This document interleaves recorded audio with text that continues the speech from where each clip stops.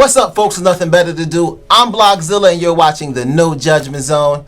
And today I have two great people with me. They're on Marriage Boot Camp, Tami and Reggie. You guys have been all over the place lately. Yeah. Yes, we have. And there's another person in the room who is developing as we speak. Tami is pregnant. Congratulations. Who'da thunk it? What made you decide to be like, you know what, I'm gonna go ahead and I'm gonna have this baby. Let's do this. That D down. Yikes. That'll make him have Yeah, okay. I was getting D down before I decided to do this. Hey.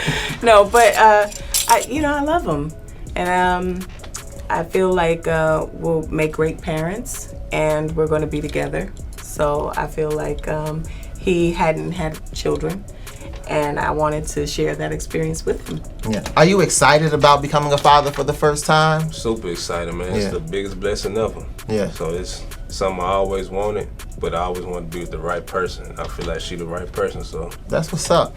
Do you want a boy or girl? Boy. You want a boy? Yeah. Want a boy? Play football with a punch and everything? No football. No Boys. football? Yeah. No. That's I wanted a boy too, and God gave me two girls. That's what happened with me. Yeah, I wanted a little boy. I wanted boys so bad, so I'm hoping this is the boy. That's how I usually go. If it's not, you'll hear about me jumping off the GWB because I'll just buy a ticket and come back and handle that. But in case you do have a girl, can you give him some advice of what he can expect raising a daughter? Because it's a lot, bruh. It's a lot. I already know. Yeah, I tell it. Well, we live together now, so he knows how it is, the interaction with all these women in the house. So the hormones It's and just me emotions. Right? Growing up, going through high school, college, Yeah. I know how people's daughters are. Yeah. And some of these daughters were raised well, and I don't want that. That scares me. Yeah. Yeah. Totally get it. Yeah. How did you guys meet? I'm not familiar with how did you guys meet? I met her at Papados in Houston. Ooh. Yeah. Ooh, that's what's up. That's a good place to meet somebody. It is. Papados. What made you approach? That's Tami though. You had to be like. He didn't know who I was. didn't know who she was. Yeah. Because my boy trying to talk to a friend. Then we came in. They invited us to sit down. Then we just started talking and vibing, and it just grew from there. Yeah, that's what's up. And with you're an older woman dating a younger man. Was that a conscious decision? You had to go like, should I date this little boy? No disrespect. No, I called him a baby. I was like, how old are you? He's like 27. I was like, oh, you're a baby. And then he was like, yeah, you think so? Let you tell it. But at first it was, because I was kind of like, wow, my oldest one will be 21. He's just turning 28. Is this really, am I being realistic here? But the more we talked, it's like he's wise beyond his years. And we have a lot of the same background, in terms of our upbringing and, the women that were over our lives. It's like his mom, my mom, same type of personalities, child rearing us. And so I just felt like he's probably the most compatible person that I've been with. Yeah. How cool is that? So like, we've known you from being a reality star. You're one of the first reality stars. So you sort of like, I don't want to say grown up before our eyes, but we sort of grown with you in reality TV, in that reality world. How do you separate the times where you're filming and the times where there's no cameras there? Because that must be like, is it two different worlds? When you say how do I separate them, you mean how do I handle it? Yeah. Well, I'm always me, whether the cameras are on or not. So it's no difference. So, I mean, like, that's just how I've been able to sustain for 20 years. In a genre that has changed drastically is just by being myself all the time. You look at all these actors, right? Like there was a rumor, it was just a rumor that Bradley Cooper, who's like 40 or 50, was dating Jennifer Lawrence. It was a rumor that Will Smith was dating 20-year-old Margot Robbie, who was his co-star on Focus. What's this age difference thing? Like, do you think about it, like being in the industry? And then, I mean, you're a cougar. I am not a cougar. Let you tell it. Right, and I'm telling it.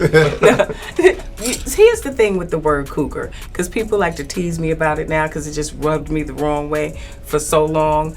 I feel like cougar is really like that super old chick who's getting with a younger guy, takes care of him, is more like a sugar mama type of person. And that is not this moment. Yeah. So I just want to clarify that that's why I don't like the word cougar, because that's not what I can it is. respect that. But I think that men have been dating younger women for years. Absolutely. And I think that women are just starting to realize that when It's you okay. love somebody and you care about them and they're genuine and you have a compatibility that's unmatched, it shouldn't matter about the age. Now, I'm not saying go get you a 17-year-old. No. Let me clarify that. Shout out to Tiger. Shout out to Tiger. Look, he said it, not me. I throw no shade. But, you know, I'm not saying do that, but I think that if a person is age, you know, appropriate in It's all terms about of the being mental legal. and the soul and the yeah. spirit. That's what it's all about. Who's the one that says, "Hey, do we need groceries?" Who sends that text message? Like when That's you like, him. I'm always at the grocery store. Really? You cook? You cook? Yeah, I That's cook. what's up. What's your favorite? You said mention food shows. What's your favorite food show that you watch? Chop. Chop? Yeah. Yeah, I be looking at some of that Chop stuff. Like they had one that had a decal of beef. Like, Yeah. I could cook, but I could never be on Chop. Like, cause I don't know. Yeah, I They be just giving you a whole fish. Yeah, whole fish. You got You got to fillet, to debone it. Yeah, I and can't do all everything. that. I can't do that. No. Yeah. Do you cook at all? I can cook. You can't cook? He do most of the cooking. Yes. Can she cook? Is it okay? She could cook. It's pretty good. I ain't gonna lie. I can cook. Okay. Like, straight up, it's good. But she don't want to do I it. just don't like to. Yeah. Because my daughters are grown and I haven't had to do that for a long time. So now I will cook for him occasionally, and you know, I'm just working my way back into that's about to be my moment again. Was that one of the problems or the issue that made you guys say, you know what, let's go to marriage boot camp to sort of tune up our relationship and tune up our love for one another? Well, initially, our main concern was the age difference. Like, are we being realistic? You know, can we have a future as a couple being 17 years apart? That was our initial concern. Now, after we got there, Jim and Elizabeth quickly pointed out We had a plethora of problems. we had a gang of shit Way wrong. bigger than that. So they fixing them now. Is it fixed? I don't think anything is fixed just by you going through, you know, such a short program.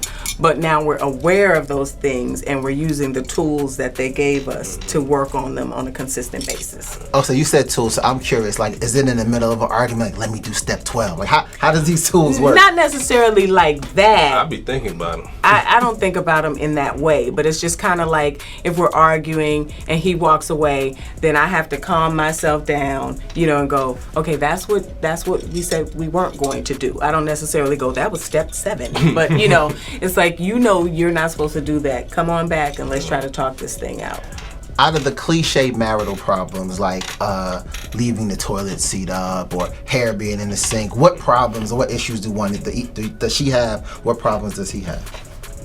He's messy, and I'm not messy. I'm everything is straight and everything has a place. If you go to my house and you move something and I wasn't there, I'll come back and know who moved that. Really? Yes, I'm that girl. Yeah. And my floors have to be clean, laundry has to be folded. Like, I'm the person that everything has to be done, and I like it to be done when I say it should be done. And so that's my biggest problem with him, because he'll do the laundry and leave the clothes in the dryer. Because you should come home and fold them. Thank you. Appreciate it. I appreciate that. Thank you. Y'all see this? Thank Do you. you see what I the appreciate hell is going on? If he took the time to right here? wash I appreciate the clothes, you should fold them. Yeah. No, I shouldn't. Like, if he cooked, you should wash dishes. Oh no, Yeah, exactly. never that. Never Exactly. that. Never that. Thank you. My mother. We're going to be taught- on season, what's this, 4 or 5 of Marriage Boot Camp? So I'm going to be there like, look, No, Thank you. no. You do your own laundry. I don't like anybody touching my stuff. And, you know, I'll throw his stuff in the machine, and then I feel like you put it in the dryer, you fold it, you put it away. How about her? What's her thing? Nothing. I'm perfect. Man, first of all, you see that's OCD. And let me tell you, I had cooked the other day, right? Some chicken. And you know, sometimes the chicken gets sticky in the pan, right? And I know how she is, so I say, I'm gonna let this pan soak so it won't be so hard to clean. So I hid it in the corner, bro. In the corner on the side of the microwave behind the blender. I hear her, Reg! Come get this pan. How you even find the pan? It's in the corner. Because I know when things are out of place. Like, if I go to the cabinet, I'll be like, there's a pan missing. Now I gotta look for the pan, and then I see the pan. You went and looked for the pan? Like, you was like, I gotta look for this pan. Yeah, that's how I am. So what's next? What else are you guys working on?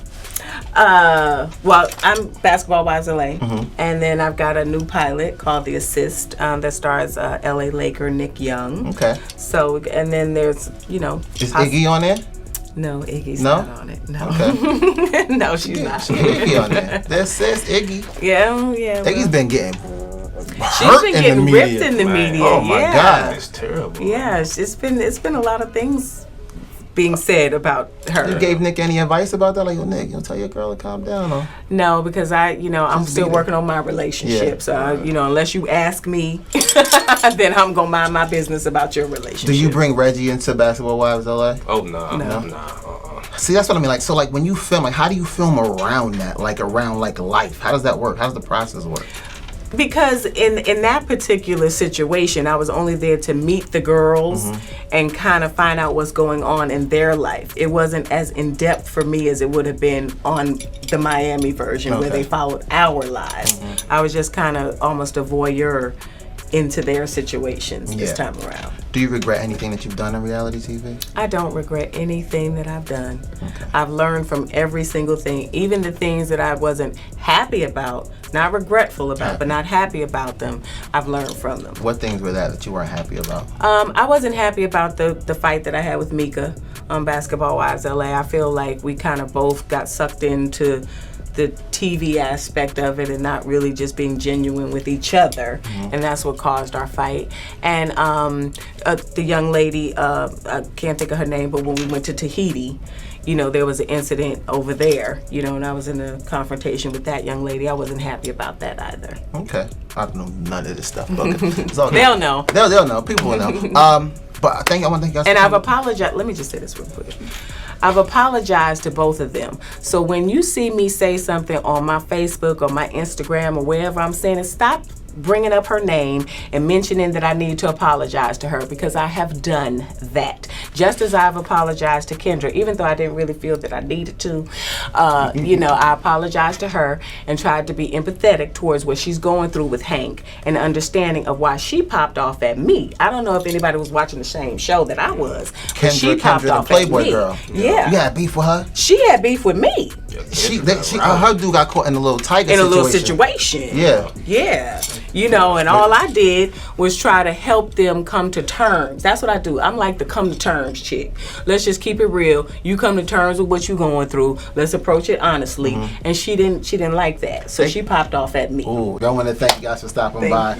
That's our show, folks. Join us next week when we play Knick Knack Paddywhack Arm Wrestle, do 12 backflips, all while eating Cheerios, and playing words with friends. Okay. At the same time. What's up, y'all? This is Reggie Youngblood. And I'm Tami Roman, and you are watching Global Grind TV.